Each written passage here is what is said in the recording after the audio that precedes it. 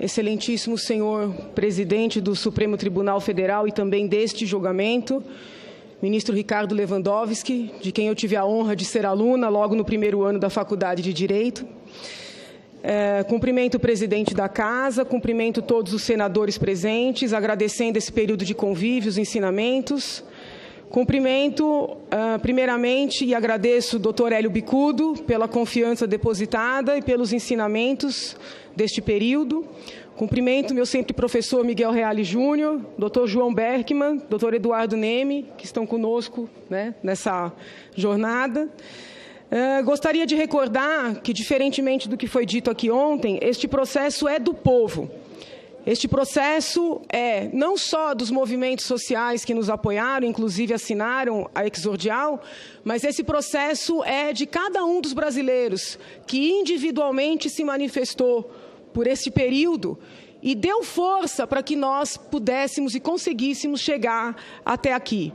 Eu agradeço todos esses brasileiros, na pessoa da senhora Maria Lúcia Bicudo, filha do Dr. Hélio Bicudo, sem a qual eu não teria conseguido enfrentar tudo que eu precisei enfrentar para tentar ajudar meu país. Eu reitero o que já disse perante a Câmara e o que disse também na comissão neste Senado, que ao trazer este pleito de afastamento da senhora Presidente da República para o Congresso Nacional, eu estou renovando a confiança que tenho nesta Casa. Eu estou reforçando a importância que o Poder Legislativo tem para a República. E eu prefiro falar em democracia, eu prefiro falar em república a utilizar o termo democracia.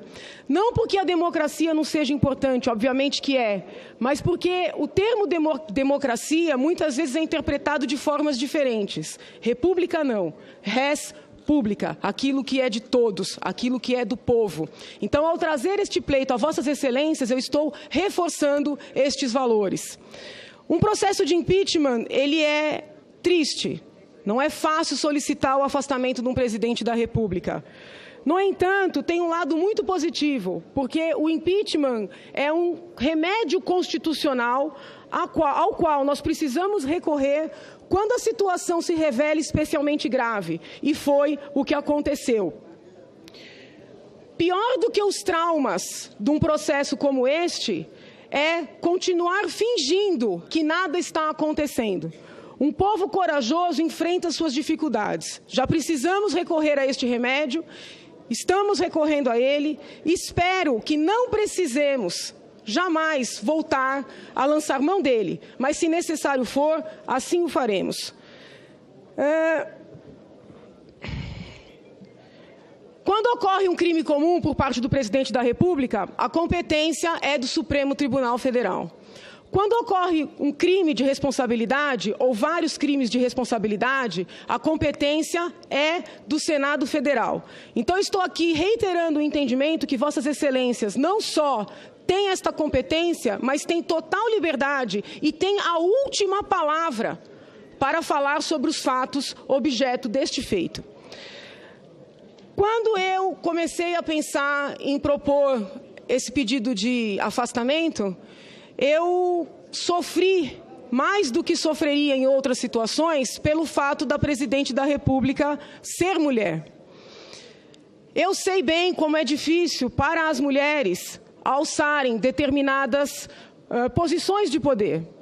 Então, muito me doeu o fato de constatar que seria justamente eu a pessoa a solicitar o afastamento da primeira mulher Presidente da República no nosso país. Muito refleti e concluí que ninguém pode ser perseguido por ser mulher. Entretanto, ninguém pode ser protegido por ser mulher. Fosse a Presidente da República um homem, eu pediria o impedimento. Não seria justo que eu assim não procedesse pelo simples fato de ela ser mulher. Quero recordar que, diferentemente do que foi dito aqui muitas vezes, esta acusação não sofreu, pelo menos da nossa parte, não sofreu mudanças. Se Vossas Excelências resgatarem a entrevista que eu dei ao Roda Viva, vão se recordar que desde lá eu falo em fraude eleitoral. Eu não mudei a minha acusação e eu não mudei o discurso. Agora, a denúncia foi alterada. Então, isso é importante que seja resgatado. A denúncia que nós oferecemos, como eu já expliquei inúmeras vezes, tinha 3 pilares. A omissão da senhora presidente diante do escândalo do Petrolão, que atingiu pessoas muito próximas a ela e muito próximas parte do partido ao qual ela pertence. As pedaladas fiscais, que são os empréstimos vedados, que foram tomados ao arrepio do ordenamento jurídico brasileiro, e pior, não contabilizados, a fim de dar uma sensação de segurança que já se sabia que não havia, e os decretos que foram editados em desconformidade com a meta de superávit primário vigente, levando-se em consideração uma meta proposta que ainda não havia sido aprovada. A nossa denúncia tinha 3 pilares. A nossa denúncia alcançava fatos entre 2013 e 2015. Nós ofertamos essa denúncia, apresentamos ao presidente da Câmara dos Deputados, porque, constitucionalmente, o presidente da Câmara dos Deputados é a autoridade competente. Ontem eu fiquei surpresa com a acusação de que teria havido um complô entre os denunciantes, o presidente da Câmara dos Deputados, partidos de oposição. Chegou-se ao absurdo de dizer que o presidente da Câmara dos Deputados teria, se eu entendi, redigido a exordial, ou ditado a exordial. Eu fiquei pensando, teria sentido no presidente da Câmara ter preparado uma exordial que no minuto seguinte ele simplesmente retalharia? Como eu expliquei a Vossas Excelências, a nossa denúncia tinha 3 pilares: Petrolão, pedaladas, decretos, 2013 a 2015. Se esta denúncia tivesse sido feita sob a orientação do presidente da Câmara, teria sentido que ele rejeitasse parte significativa da acusação? O senhor Eduardo Cunha afastou tudo que dizia respeito a Petrolão. O senhor Eduardo Cunha afastou tudo que dizia respeito aos fatos anteriores a 2015. Mas interpretou-se aquela primeira decisão como sendo suficiente para afastar tudo que dizia respeito ao BNDES, inclusive no ano de 2015. E Vossas Excelências bem sabem da gravidade do que aconteceu no BNDES. A título de exemplo, eu cito um ofício que consta dos autos, muito embora a defesa tenha solicitado para que fosse retirado e não foi, um ofício datado de 13 de junho de 2016, informando que, entre 2014 e 2015, a Petrobras recebeu do programa PSI do BNDES 400 milhões de reais. A Braskem, entre 2014 e 2015, recebeu do BNDES, programa PSI, por meio das pedaladas fiscais, 350 milhões de reais.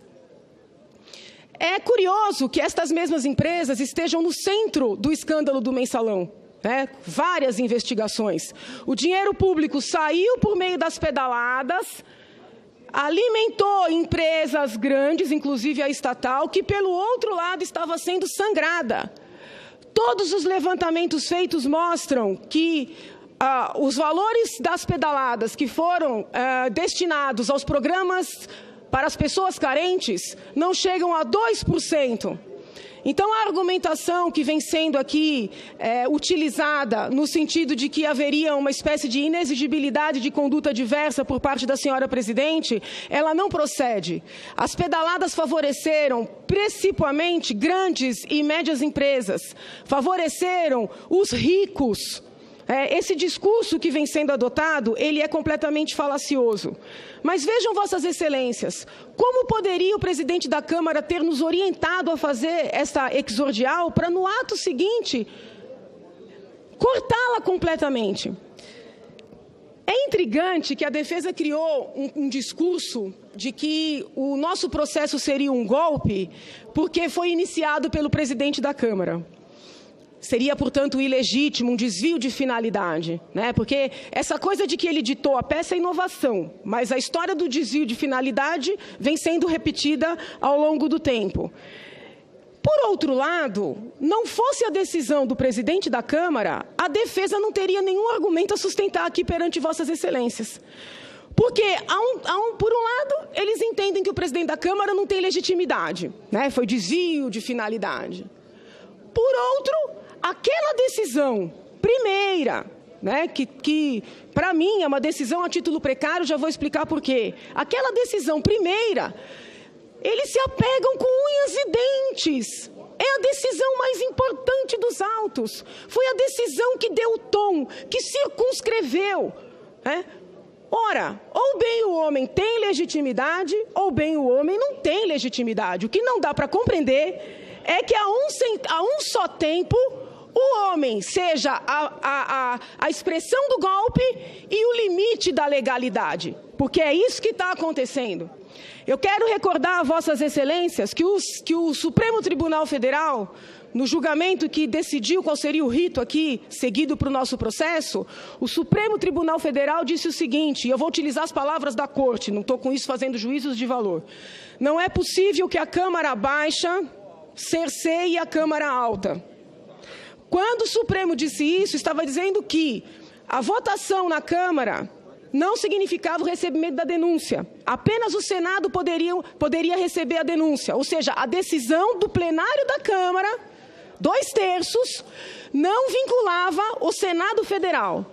Eu pergunto a Vossas Excelências, qual é a lógica de dizer que a primeira decisão de admissão do senhor presidente da Câmara vincula Vossas Excelências?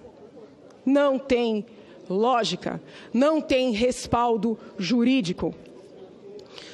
A defesa, de maneira muito inteligente, está se baseando numa teoria segundo a qual o ilícito seria único, tanto no âmbito penal como no âmbito do administrativo.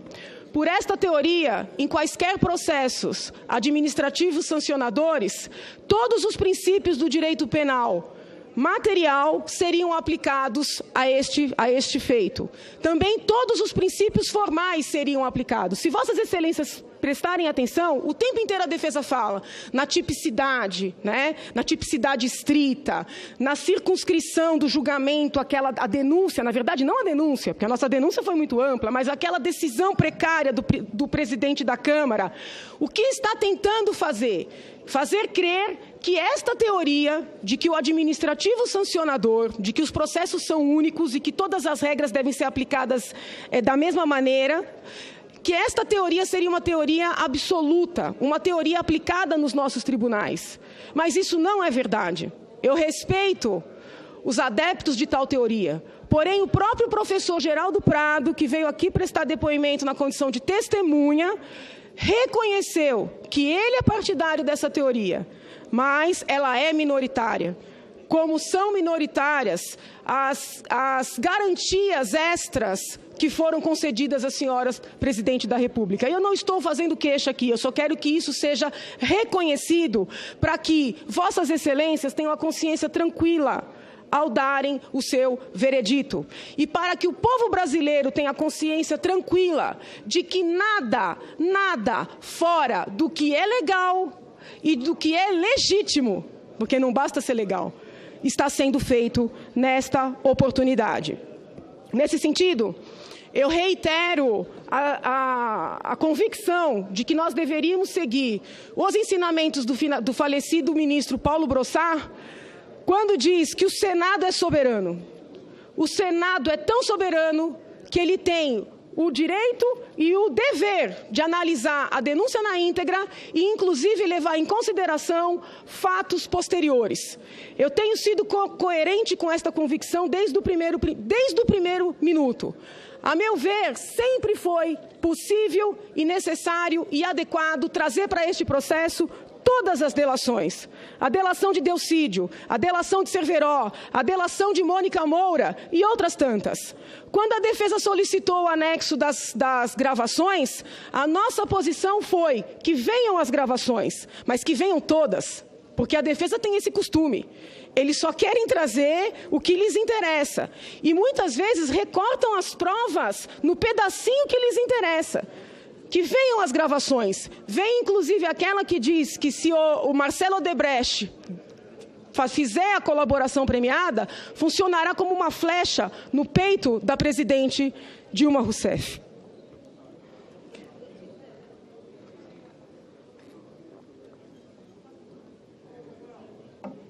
A nossa denúncia tratava até do envio de 50 bilhões de reais para países de transparência suspeita e de democracia suspeita, sem finalidade precisa e sob sigilo. Isso também foi afastado.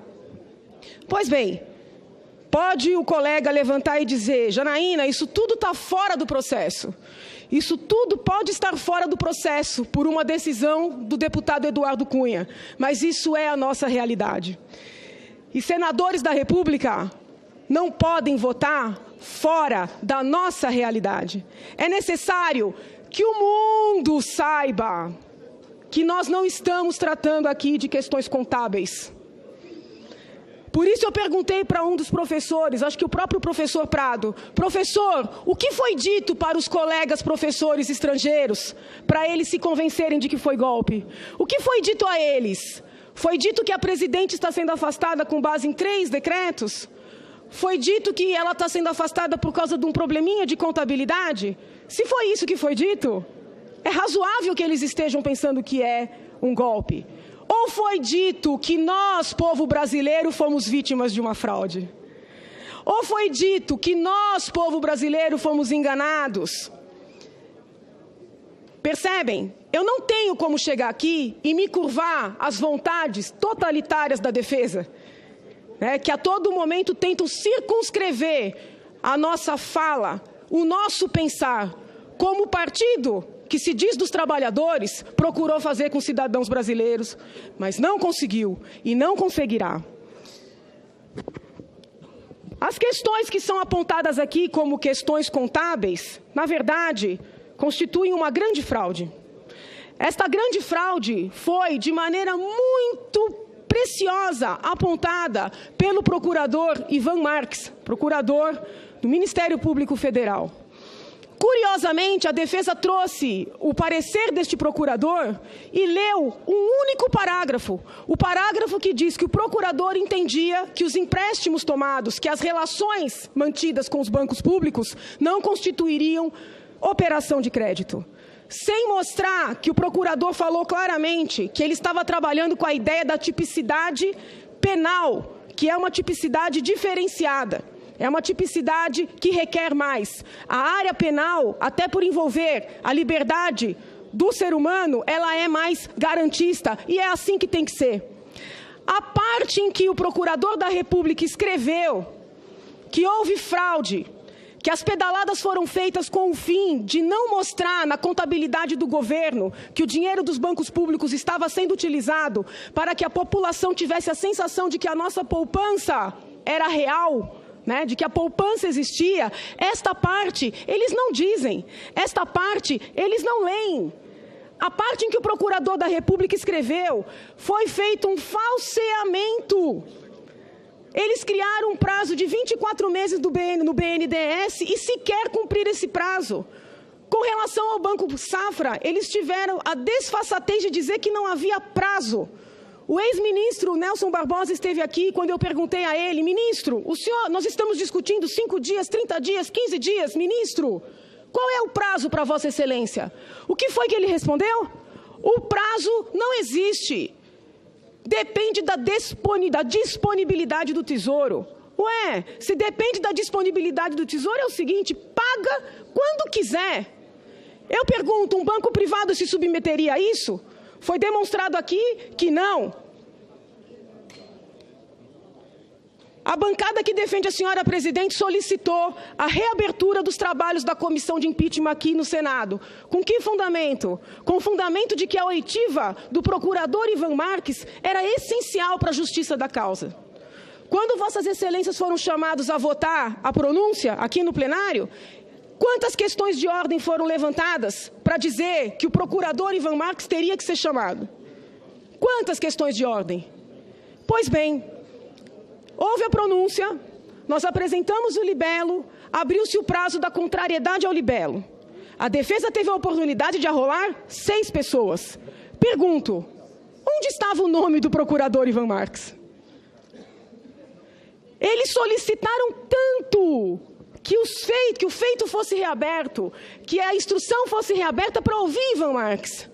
Quando abre-se a possibilidade, Ivan Marques não aparece no rol. Aparecem pareceristas, aparecem os advogados, aparecem economistas que não leram os autos do processo do TCU. Aparece uma testemunha que, no curso do processo, foi nomeada para um cargo público. Em qualquer outra situação, isso seria tido como um fato grave. E quando as pessoas envolvidas foram questionadas acerca desta nomeação, a reação foi de absoluta naturalidade.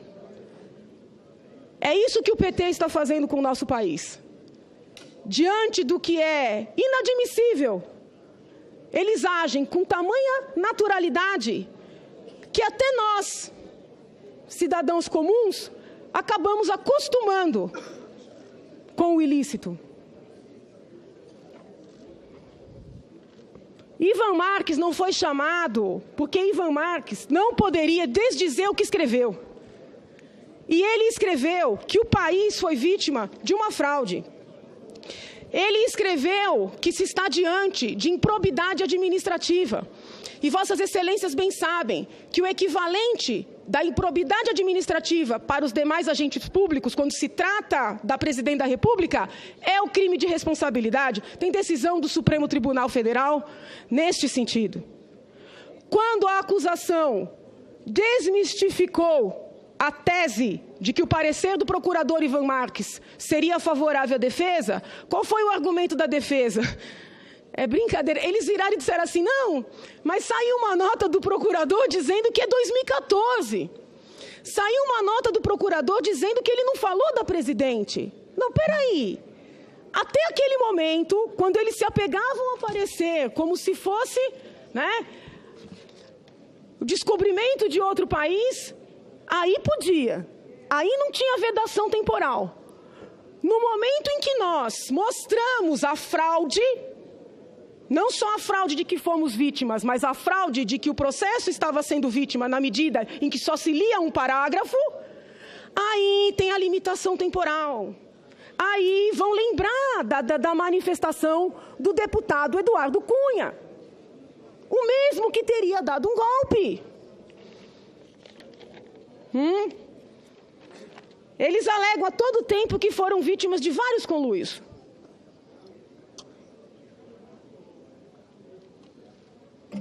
Conluio de Eduardo Cunha com os partidos de oposição, com os denunciantes. Depois surgiu um conluio do procurador do TCU com o auditor do TCU.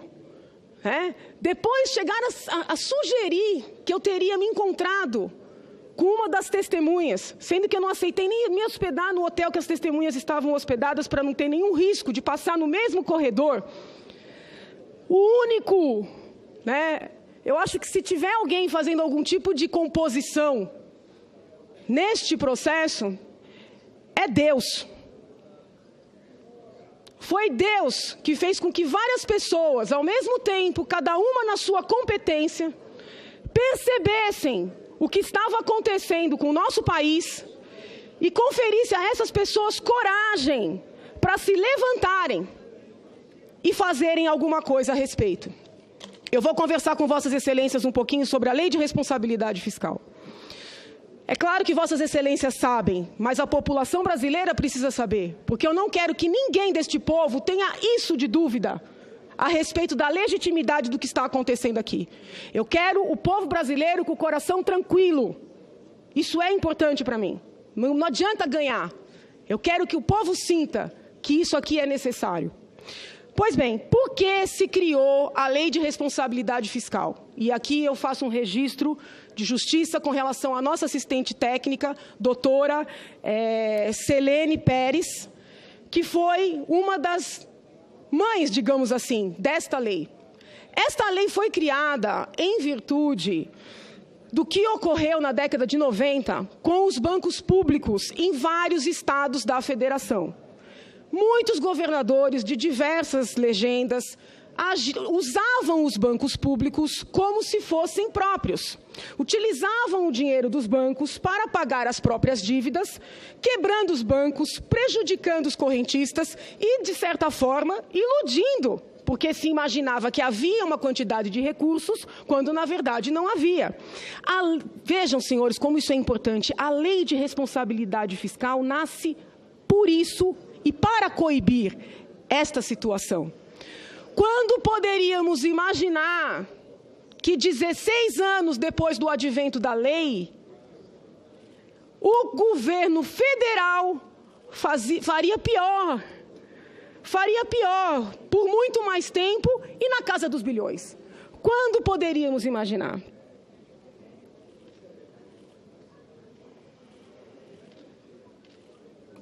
Mas o fato de eles não respeitarem a responsabilidade fiscal é coerente.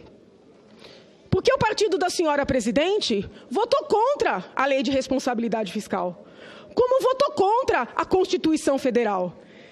Por isso é que eles entendem que esse processo não tem sentido. Eles foram contra a Constituição, nosso processo está lastreado na Constituição. Eles foram contra a lei de responsabilidade fiscal, nosso processo está lastreado na lei de responsabilidade fiscal. É compreensível. É quase coerente dentro da sua incoerência de sempre. A lei de responsabilidade fiscal previu expressamente que as afrontas ao seu teor seriam coibidas por meio de vários diplomas, o Código Penal, a Lei de Improbidade e, expressamente, a Lei 1079/50, que é a lei que trata do impeachment. Para atualizar esta lei, foi editada uma outra lei, no mesmo ano da Lei de Responsabilidade Fiscal, ou seja, uma lei que a complementou, que é a Lei 10.028 do ano 2000. Isso é muito importante, excelências. Esta Lei 10.028 alterou justamente a parte dos crimes na Lei 1078/50. Os dispositivos que hoje estão sendo atribuídos à senhora Presidente da República foram incorporados ao nosso ordenamento no ano 2000. Isso significa que são absolutamente falaciosos os argumentos de que nós estamos aplicando à Presidente da República uma lei ultrapassada, uma lei velha, uma lei arcaica. A Lei 1078/50 foi completamente alterada, preparada, modernizada pelo advento da Lei de Responsabilidade Fiscal. Esta lei de responsabilidade fiscal, que diz que qualquer valor dela que seja ferido enseja o impeachment, no seu artigo 36, ela proíbe que os entes da federação e também dos estados que usem o seu poder para tomar empréstimos dos bancos públicos. Essa proibição é clara. E no artigo 36 existe a palavra abuso do controle, aquelas instituições acima das quais existe o controle. Isso é importante que seja dito. Porque a defesa, como não tem argumentação para fazer frente ao que nós estamos falando, tem se apegado a essa história de que não seria operação de crédito. Mas o que é uma operação de crédito na essência? É você utilizar o dinheiro de outrem. E foi isso que aconteceu. Entendeu? E foi isso que aconteceu. Incidiu juros. Eles dizem, mas não havia contrato escrito. Não havia acordo de vontades. O próprio assistente técnico escreveu, olha, faltou contrato. Quando eu questionei na comissão, doutor, o senhor equipara, o que o senhor acha que foi diferente a situação dos estados para a situação agora que nós estamos enfrentando? Ah, doutora Janaína, lá tinha contrato escrito, aqui não tem. Mas o senhor então está equiparando contrato com instrumento de contrato? Qualquer aluno iniciante do direito sabe que o instituto do contrato não se confunde com o instrumento do contrato. Então, com todo respeito, a única diferença entre a situação que nós estamos vivenciando hoje e a situação que nós vivenciamos quando a lei foi criada é que os valores são muito maiores, a audácia foi muito maior e a fraude foi significativa porque lá Justamente porque tinha contrato, havia a contabilização. Aqui não. O expediente aqui adotado, como bem apontou o procurador Ivan Marques, não foi adotado para financiamento propriamente dito do governo. Foi para financiamento, mas foi para criar a sensação de que nós teríamos dinheiro para dar continuidade aos programas que foram alardeados no ano eleitoral, né, como sendo aqueles que cresceriam, né, indefinidamente. Muitas foram as testemunhas que confirmaram que, no ano de 2014, programas sociais como o FIES foram inflados. 2013 tinha um montante, 2014 subiu significativamente, 2015 caiu. O que foi esse movimento? Esse movimento foi resultado da fraude. Onde é que está a fraude? A fraude tem dois lados. Primeiro, eles pagaram o que era do seu dever com o dinheiro dos bancos públicos, Caixa, BNDES, Banco do Brasil. Não escrituraram esses débitos como despesa. Ao mesmo tempo, não cortaram não escrituraram como receita. Ao mesmo tempo, não cortaram as despesas. Então, eles criaram uma ilusão. Aqui eu tenho as minhas despesas. Não aparecem os débitos com os bancos públicos. Então, eu sou uma pessoa, né, que sou adimplente. Aqui eu tenho as minhas receitas. Não se fizeram os cortes necessários em 2014. Quando eu cruzo isso aqui, o que eu tenho? Superávit. Eu tenho uma poupança boa.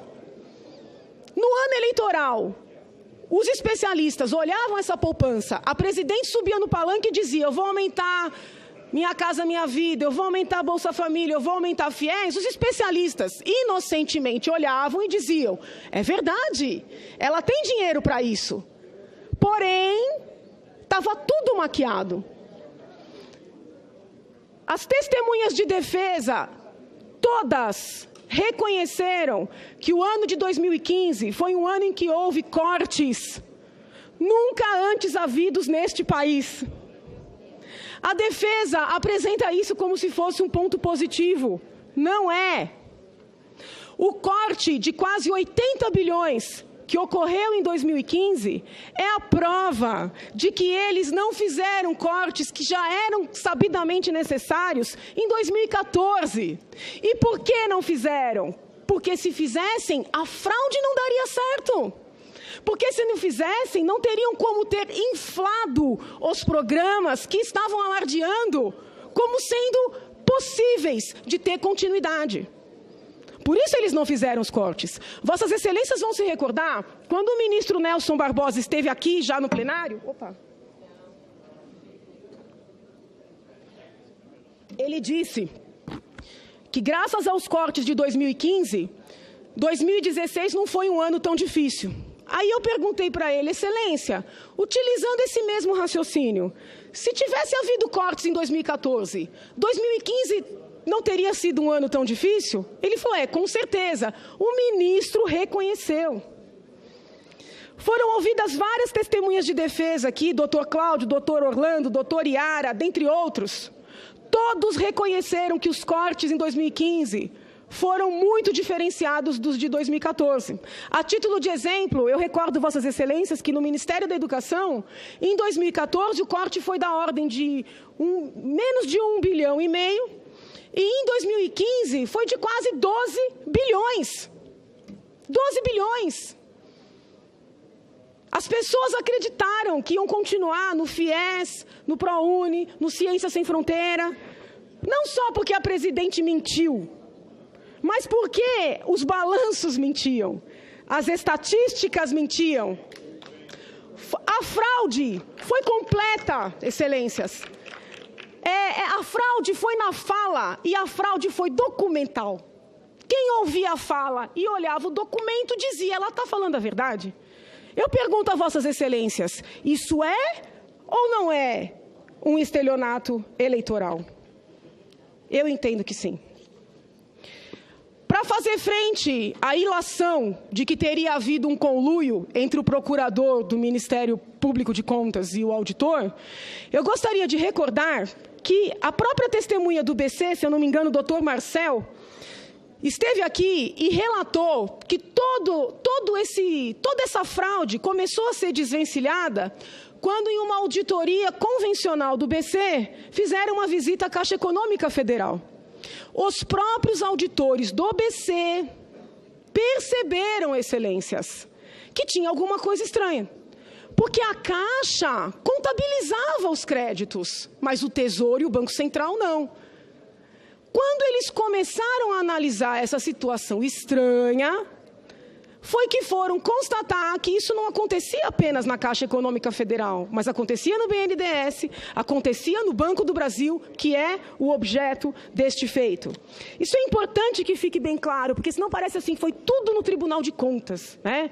Então foi o conluio do Cunha, os denunciantes dentro do Tribunal de Contas, também o auditor do BC, está todo mundo, né? Ah, não, e aí também os movimentos sociais que vieram ontem aqui também estão, né, num conluio macabro, assim, todo mundo está contra, né? É o eterno discurso da perseguição. Isso é importante que seja dito, mas vamos além. Quando o Tribunal de Contas da União mandou que os débitos fossem contabilizados, possibilitando, inclusive, que fossem parcelados, eles decidiram pagar na íntegra. Eles apresentam esse argumento como se fosse favorável a eles, né? Mas não é, não. Eles decidiram pagar na íntegra porque não adiantava mais lançar a mão das pedaladas. Porque a preocupação deles era a maquiagem. Na medida em que o TCU falou contabilize, regularize, paga-se na íntegra. Para que eu vou continuar pagando juros? Né? Por quê? Paga-se na íntegra. Isso é muito importante que fique claro. E, excelências, não sou eu que estou dizendo isso, não. Isso está escrito no parecer do assistente técnico da Defesa. Página 85, se vossas excelências quiserem conferir. Tá? Uma nota técnica do Tesouro Nacional, citada pelo próprio assistente técnico da Defesa. Eles querem desmerecer as testemunhas que a acusação arrolou? E eu digo a vossas excelências, não foi só a acusação que arrolou testemunhas, o juízo também chamou. O juízo chamou o doutor Tiago Alves e o doutor Albernaz. Doutor Tiago Alves e doutor Albernaz foram categóricos no sentido de que os bancos públicos foram instrumentalizados, que no ano de 2015, essa instrumentalização chegou à casa de 58 bilhões, 15 bilhões apenas no Banco Safra. E eu gostaria de chamar a atenção para um fato que a Defesa sempre se esquece. Com relação às contas de 2015, quem fez o relatório não foi o doutor Júlio Marcelo, por quem eu nutro uma grande admiração. E agradeço o trabalho sério dele, porque sem o trabalho sério dele eu não teria feito o meu trabalho sério. Quem fez o relatório de 2015 foi o doutor Paulo Bugarim, procurador-geral do Tribunal de Contas. Estará ele também em conluio?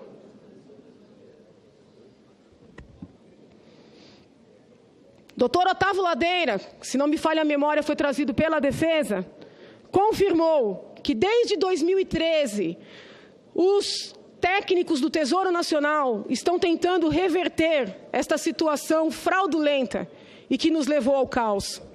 Em dezembro de 2013, estes técnicos de boa vontade organizaram uma reunião com o chefe do Tesouro Nacional, o senhor Arno Agostinho, que era, assim, muito próximo, se encontrava, assim, diariamente com a presidente da República, doutor Arno Agostinho, e expôs a ele, e também a Marcos Alcélio, que era o segundo homem do Tesouro, que, se continuasse daquela forma, haveria várias implicações jurídicas.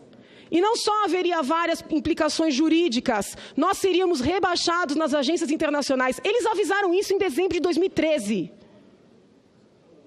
Foi a crise dos Estados Unidos que nos trouxe até aqui? Todas as testemunhas que foram perguntadas a esse respeito confirmam essa reunião. Esta reunião se baseou numa nota técnica que foi preparada com 97 páginas. A jornalista, se eu não me engano, Leandra Pérez, que noticiou essa reunião e todo o problema que houve no Tesouro à época, recebeu até um prêmio pela reportagem investigativa que fez. A jornalista também foi comprada?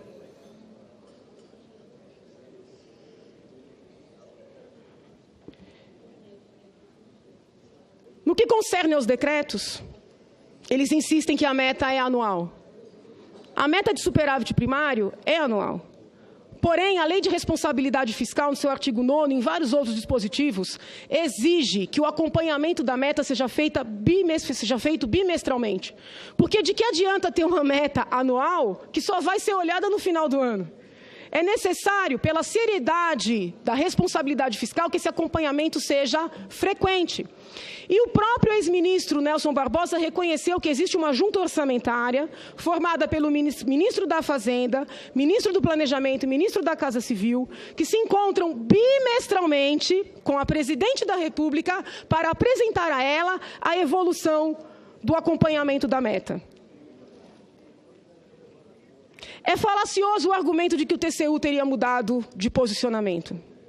Primeiro, ainda que isso tivesse ocorrido, uma eventual decisão do TCU não afastaria a Constituição Federal, a Lei de Responsabilidade Fiscal e a legislação orçamentária vigente para o ano, a LOA.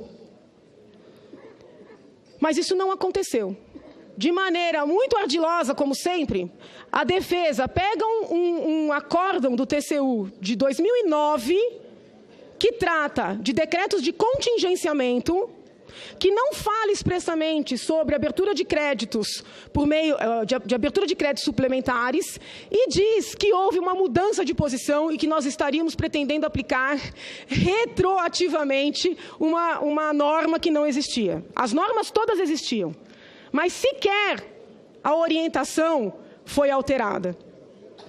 Isso foi confirmado, inclusive, pelo próprio professor Lodge, ao final do seu depoimento aqui, quando eu perguntei, professor, o acórdão fala expressamente? E ele disse, fala de decretos de contingenciamento.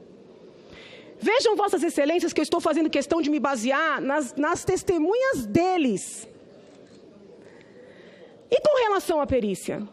A perícia, olha, o episódio da perícia, ao lado desse episódio do parecer do procurador, me deixam até agora atônita. Porque a perícia foi toda a favor da acusação. Toda. A perícia confirmou os empréstimos, confirmou que são operação de crédito, confirmou que não foram contabilizados. Está muito baixo? Tá muito... Ah, falo mais alto? Ah, tá. Não, que o senhor falou alguma coisa, eu não entendi. Eu já sou de gritar, então, Felipe, não é possível. A perícia confirmou que os decretos foram editados em desconformidade com a meta vigente, levando em consideração uma meta proposta, como muitos funcionários vieram aqui trabalhando como se fosse uma medida provisória, né? A perícia, no que tange à autoria, disse que, no que concerne aos decretos, havia lá a assinatura da presidente. O único ponto em que a perícia, eles entendem que é favorável, mas que eles poderiam sair por aí alardeando, é quando eles dizem, não houve achados que demonstrem a participação da presidente nas pedaladas. Ora, as pedaladas foram uma fraude. O que se queria? Um e-mail da presidente, um ofício dizendo, não contabilizem. Não obstante a perícia tenha corroborado a acusação, o tempo inteiro eles sustentam que a perícia foi favorável a eles. Excelências, e eles mentem tão bem, eles são tão competentes no marketing, que a gente acredita. Até as pessoas que estão do meu lado falam, poxa, doutora, que pena que a perícia não foi favorável. E eu, às vezes, mostro um papel. Não, mas eles são tão convincentes. Né? Excelências, a prova de que a perícia foi favorável à acusação é muito simples. Nós não fizemos nenhum questionamento aos peritos. Eles fizeram 70 pedidos de esclarecimento. Quem pede 70 esclarecimentos para aquilo que lhe é favorável? A nossa assistente técnica fez um laudo perfeito, como uma mulher que conhece muito da matéria, corroborando as conclusões dos peritos. O assistente técnico dele, aliás, acho que foram 2, tentaram demolir o laudo pericial. Esta perícia lhes foi favorável? Eu não compreendo. Com relação ao dolo, além de todos os alertas da imprensa, do MPU, do TCU, dos técnicos do Tesouro, o ministro Adams admitiu na comissão que em 2014, ele, numa atitude preventiva, já sabedor que essa situação estava posta, aconselhou o ministro Mantega, Tombini e Arno a pagarem as pedaladas. Numa atitude muito hábil, o advogado disse, não, esse conselho veio quando o TCU mandou pagar. E eu falei, não, doutor. Porque quando o TCU mandou pagar, 2015, Mantega já não estava mais lá. Dr. Adams foi categórico, ele aconselhou Mantega. Desde 2014, os ministros que fazem reuniões bimestrais com a presidente, a junta orçamentária, foi aconselhada pelo então AGU a pagar o débito com os bancos públicos. E eles mentem. Além desses avisos todos evidenciarem o dolo e a autoria da senhora presidente, eu gostaria de lembrar que foram muitos os órgãos públicos envolvidos para que essa fraude desse certo. Desse certo para eles, né? Não para nós. Para nós deu muito errado. Excelências, foram envolvidos o Banco Central, o Tesouro Nacional, o Banco do Brasil, a Caixa Econômica Federal, o BNDES, a SOF do Ministério do Planejamento. Eu indago a vossas excelências, quem é a autoridade que está acima de todos eles? Quem coordenou tudo isso? A presidente é inocente? Eu tenho ouvido reiteradamente que a presidente é uma pessoa honesta. Eu louvo a educação da presidente ontem nesta casa, eu louvo o fato dela ter vindo a esta casa, entendo que foi respeito para com vossas excelências, muito embora tenha desrespeitado anteriormente, estamos aqui também por causa disso. Porém, não me parece honesto dizer para um povo que existe dinheiro para continuar com programas que para esse povo são essenciais, quando já se sabe que eles não existem. Não é honesto juntar um parecer e ler apenas um parágrafo. Não é honesto dizer que uma perícia que é absolutamente contrária lhe é favorável. Não é honesto vir aqui e não responder nenhuma das indagações, por mais claras e objetivas que fossem. Não é honesto agraciar uma testemunha no curso do processo com um cargo público. Não é honesto acusar uma colega sem checar. Mas tudo isso, excelências, não é honesto acusar uma pessoa de ter sido paga quando se sabe que ela não foi. Tudo isso foi muito bom para que o povo brasileiro percebesse como é o modo PT de ser. O modo PT de ser é esse. É a enganação. É o PT que não pede desculpas. É o PT que nega os fatos, nega a realidade. Quando eu entrei neste processo, eu pensei, meu Deus, eu sou uma defensora, né? Eu vou fazer uma grande acusação. Não é simples. Os senhores não pensem que eu fico feliz acusando, não fico. Porém, eu me coloco nesse processo como uma defensora do Brasil. Nós precisávamos fazer alguma coisa. Na semana passada, eu recuperei os autos do processo do ex-presidente Collor. E havia muitos diálogos no sentido de que estamos inaugurando uma nova era, agora o Brasil vai mudar. Gostaria de pedir a vossas excelências que tivessem em mente que eu sofri muito para chegar até aqui hoje. As pessoas do nosso povo estão sofrendo muito com as consequências desta grande fraude. Acima do problema monetário, do problema em termos assim de desvios e corrupção, o que nós carecemos é de transparência. É significativo que a lei de responsabilidade fiscal trate da transparência. Nós precisamos de transparência fiscal, mas nós também precisamos de transparência humana. Nós não aguentamos mais a política do marketing. Nós queremos líderes que olhem nos nossos olhos. Então eu peço a vossas excelências, eu entrei nessa história sem ser chamada, porque eu entendi que era necessário para defender o meu país. Eu quero sair daqui e voltar para o anonimato, a tranquilidade do anonimato. Eu peço a Deus e a vossas excelências que compreendam a magnitude desse momento e o tanto que esse povo está precisando de seriedade e transparência. Eu digo a vossas excelências, e eu estou finalizando, que eu não quero precisar tomar uma medida como essa novamente. Mas se for necessário, eu tomo. Então, eu conto com Vossas Excelências para que nós possamos garantir um Brasil melhor, um Brasil mais limpo e mais translúcido para as nossas crianças. Muito embora eu esteja convicta de que eu estou certa e de que eu estou fazendo certo, mesmo quando eu estou certa, eu reconheço que as minhas atitudes podem gerar sofrimento para as pessoas.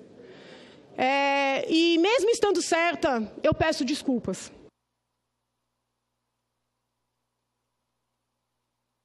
Vossa Excelência, termina o raciocínio.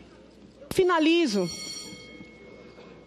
pedindo desculpas para a senhora Presidente da República, não por ter feito o que era devido, porque eu não podia me omitir diante de tudo isso. Eu peço desculpas porque eu sei que a situação que ela está vivendo não é fácil. Eu peço desculpas porque eu sei que, muito embora esse não fosse meu objetivo, eu lhe causei sofrimento. E eu peço que ela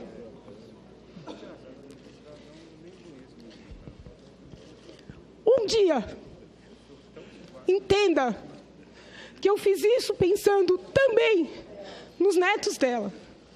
Eu agradeço. Por favor, não se manifestem, por gentileza, sem manifestação. Professor Miguel Reale Júnior, com a palavra.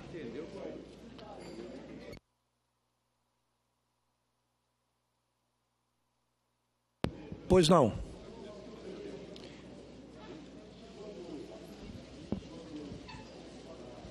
Por favor, liguem o microfone do senador Aloysio Nunes.